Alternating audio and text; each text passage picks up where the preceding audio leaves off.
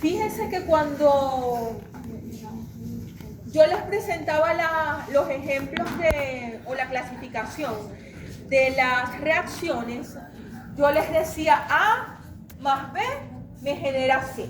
Eso se llama ecuación de reacción. ¿Ok? Una ecuación simple como una ecuación matemática. Sin embargo, existe algo que se denomina mecanismo de reacción. El mecanismo de reacción no es más que la forma detallada, una descripción detallada de lo que ocurre paso a paso de todos los fenómenos que se llevan a cabo tanto a nivel molecular en esa reacción, para que de sustratos y reactivos se conviertan hasta llegar a productos. ¿Ok? Entonces tenemos ecuación de reacción y tenemos mecanismo de reacción. El mecanismo de reacción es algo detallado. Yo les decía también a mi grupo de ayer de los talleres que la mayoría de los errores que ocurren en los exámenes es porque ustedes no leen bien. O sea, ven una cosa y enseguida la mente les completa qué es lo que tienen, pero no están leyendo detalladamente lo que se les está pidiendo. Entonces, si ustedes, por ejemplo, les piden que se les dan dos compuestos químicos, un sustrato y un reactivo, y les dice complete o prediga los productos principales de esta reacción. Ustedes simplemente van a hacer la ecuación de la reacción con los productos principales de esa reacción. Sin embargo, si les está pidiendo el mecanismo de reacción, ya vamos a ir al detalle de lo que ocurre a nivel molecular en esa reacción donde A más B genera C. ¿Me explico? Sí. Ay, ya me Entonces, hay dos aspectos principales que ocurren en el mecanismo de reacción. El primero de los aspectos son los cambios estructurales que ocurren en esa reacción. Es decir, la ruptura y la formación de enlaces para que se genere ese nuevo producto. Y la otra cosa que ocurre son los cambios energéticos. Acuérdense que uno de los conceptos que yo les decía... Sí, porque me duele el tobillo. Okay. Lo siento. Yo les decía que por lo general cuando se están dando reacciones se está liberando energía. Entonces, en los cambios energéticos, esa ruptura y formación de enlace requiere energía, porque eso en algunos compuestos se da espontáneamente. Por ejemplo, en los alquenos, en los alquinos, en los hidrocarburos aromáticos. Sin embargo, por ejemplo, en los alcanos, como les dijo la profesora Wendy cuando les explicó la clase, los alcanos, imagínense, ellos son conocidos como parafina. Ellos son compuestos que son muy inertes. Entonces requieren condiciones para que se pueda dar la reacción. Esas condiciones van a llevar a la ruptura y a la formación de enlaces con la liberación de energía. ¿Ok? Entonces, mecanismo de reacción es lo detallado. ¿Lo detallado de qué? De los cambios estructurales y de los cambios energéticos que conlleva esa formación de ese nuevo producto. Entonces, fíjense, hay 7 tipos de mecanismos de reacción, de los cuales vamos a estudiar con profundidad los 2 primeros. Los otros 5 solamente los vamos a ver a detalle. ¿Por qué?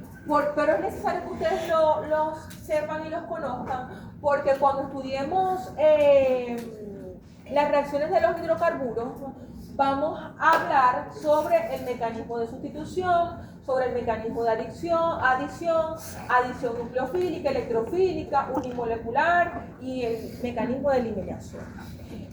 Sin embargo, bueno, vamos a estudiar con detalle de verdad el mecanismo de sustitución nucleofílica bimolecular y unimolecular. Bimolecular de esa que tiene dos. Hay algo. Para estudiar con detalle los mecanismos de sustitución nucleofílica y nucleofílica bimolecular y el unimolecular, tenemos que hablar indispensablemente de los halogenuros de alquilo. A pesar de que en algún momento en la unidad número 3 les vayan a explicar toda la nomenclatura, las reacciones de este tipo de reactivos. Los halogénuros de alquilo, fíjense que son compuestos que poseen un halógeno enlazado a uno de los átomos de carbono de un radical alquílico. Ellos tienen hibridación sp3, donde el halógeno va a actuar como grupo saliente, dando origen a otros compuestos orgánicos. Por eso es que se estudian los radicales alquílicos, los halogénuros de alquilo en este momento. Porque los halogénuros de alquilo son el sustrato ideal para las reacciones de sustitución nucleofílica unimolecular y bimolecular. Y hay clasificación de halogénuros de alquilo. Fíjense que hay 4 tipos de halogénuros de alquilo. Hay los halogénuros de metilo, es decir, un grupo, metil enlazado con un halógeno. Tenemos los primarios, que esto también se parece a lo que les estaba explicando yo el día de ayer. Fíjense que el halógeno está enlazado a un carbono primario. El halogénuro de alquilo secundario, en este caso el halógeno, aquí está el halógeno que se representa como una X, se encuentra enlazado a un carbono secundario. Y el halogénuro de alquilo terciario no es más que un halógeno que se encuentra enlazado a un carbono que tiene 3 sustituyentes. Pero esos sustituyentes son radicales alquilos. Profe, eso es lo que se conoce como carbono quiral, ¿verdad? El último. Bueno, hasta romina. En este momento no podemos decir que eso es un carbono quiral porque no sabemos si estos sustituyentes son 3-metil, por ejemplo. Sin embargo, si son 3 sustituyentes diferentes, sí podemos decir que es un carbono quiral. Profe, ¿qué significan las comillas en las R? No, no te compliques con eso. Eso lo que quiere decir es que este es el primer radical de alquilo, este es el segundo, este es el primero, segundo y tercero. Ah.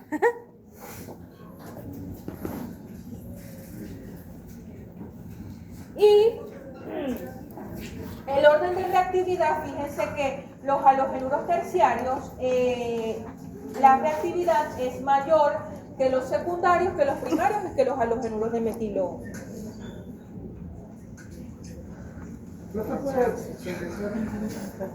Eso está en la guía.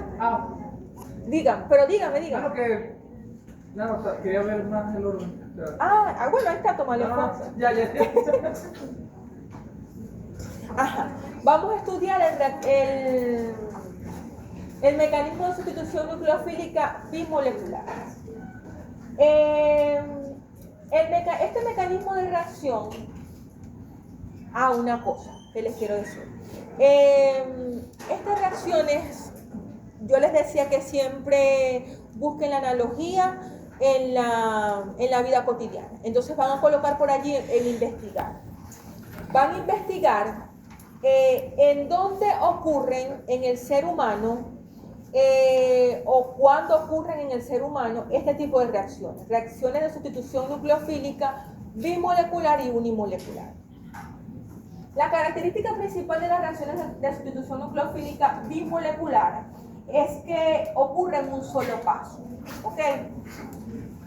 Es una reacción concertada y que se forma algo que solamente ocurre en este tipo de reacción.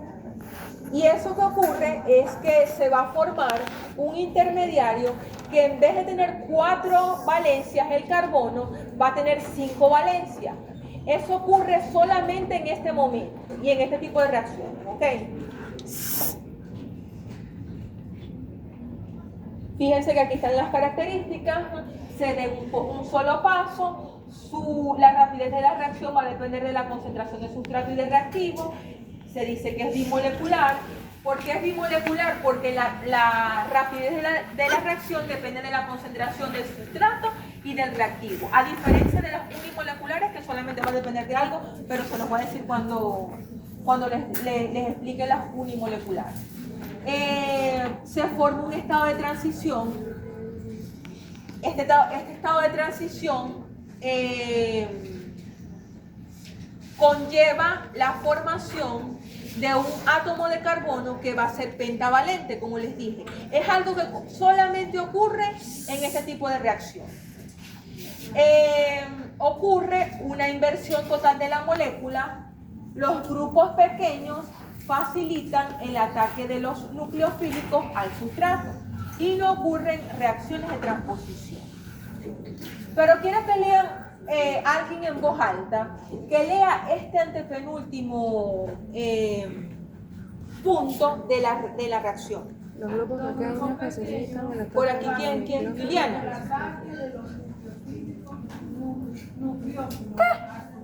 Ok. Los grupos pequeños facilitan el ataque de los nucleófilos al sustrato. Ok. Yo les hablaba, vamos a regresar un momentico para irnos aquí. Aquí. Si ustedes vuelven a leer, los grupos pequeños facilitan el ataque al nucleófilo. ¿Cuál creen ustedes que serán los sustratos ideales para esta reacción? El haluro de metil. El halogenuro de metil y los halogenuros primarios. Los halogenuros secundarios también pueden dar esta reacción. Sin embargo, va a depender de las condiciones en las que se dé la reacción. Pero los halogenuros de metil y los halogenuros primarios son los sustratos para esas reacciones. ¿Ok? Entonces, por favor, no quiero que se confundan con esto. Halogenuros de metilo y halogenuros primarios, sustratos para estas reacciones de SN2. Los halogenuros terciarios son los sustratos ideales para las reacciones de sustitución nucleofílicas unimoleculares. ¿Por qué? Porque los grupos grandes, los halogenuros que son más sustituidos, van a facilitar el ataque del nucleófilo. Ya lo vamos a ver más adelante.